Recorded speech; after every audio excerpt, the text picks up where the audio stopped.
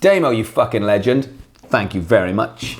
I have an audition coming up in a few weeks. Do you have any tips on smashing an audition? Huge thanks for all your content and help with musicians everywhere. James Hale. James, thank you very much. That's a very nice thing to say.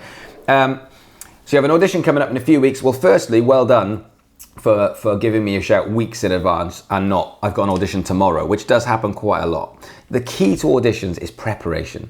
The key to auditions is getting into the mindset of the person who's putting on the audition. So we put on auditions all the time. And whilst I was at BIM, we put on auditions all of the time. Your job is to think about what it is that the person auditioning wants. What do they want you to be like? What do you want to look like? What do you want to sound like? How much preparation can go into this? And again, a bit like the covers thing, not being boring. Don't say, do you know what I'm going to wear? I'm going to wear a slightly ill-fitted shirt and a pair of old jeans, and I'm going to turn up and I'm going to play the same old.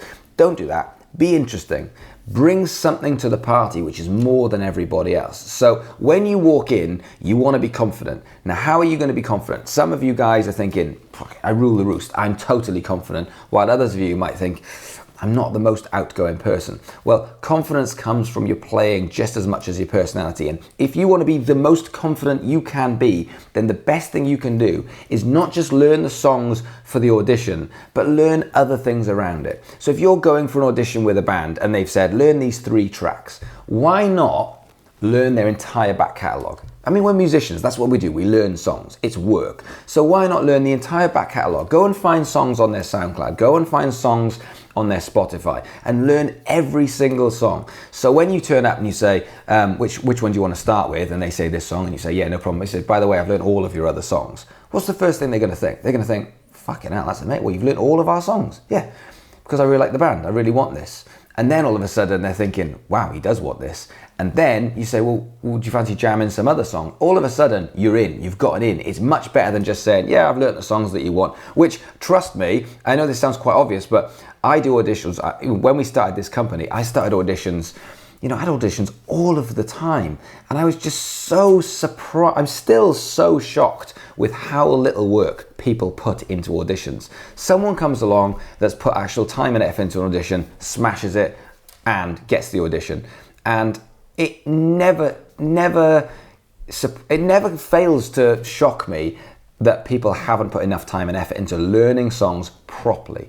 And, not just learning the notes, learning the feel, but the sounds. So when someone says, when it comes to the guitar sound, I've changed, I've done this because I wanted to get that. It's showing that you know your shit, that you've put the time and effort into it. Because when someone works for me, or as you'll agree, someone works for you, you want someone that's not going to be lazy. You want someone that's going to put the time and the effort into it. So be confident, and the way you get to be as confident as possible is because you're not learning something until you know it. You're learning something until you physically cannot play it wrong. You've played it that many times, and it takes weeks. So like I said, for a start, the fact that you've got weeks is good. So you should have a playlist on your iPhone, on your phone, with all the songs on that you just listen to. Nothing else, just that for the next couple of weeks. And when you've got a guitar in your hand, those are the songs you play again and again. And then go and find other stuff that they're looking for and give it to them on the day. Whether it's, if it's a covers band, and you're auditioning 3 songs, just get in touch and just say, can I have the set list to have a look through it? And then they'll send you the set list, learn all of them. And then turn up and just say, yeah, I can do all of those, not a problem, I'm ready. And on the day, then you say, but if I don't get the gig and you need a dep, I know all of your stuff anyway, so I'm ready to jump in should that guy fuck up. And then the other thing, this is really, really crucial for me. What I love when I'm auditioning or when I look for, when I'm employing someone, there's a few words that I really love. I really love it when someone says, I want this. It's just so simple when someone says, I want this gig, because it makes me think, fuck yeah, that makes me feel, I want you to get this gig.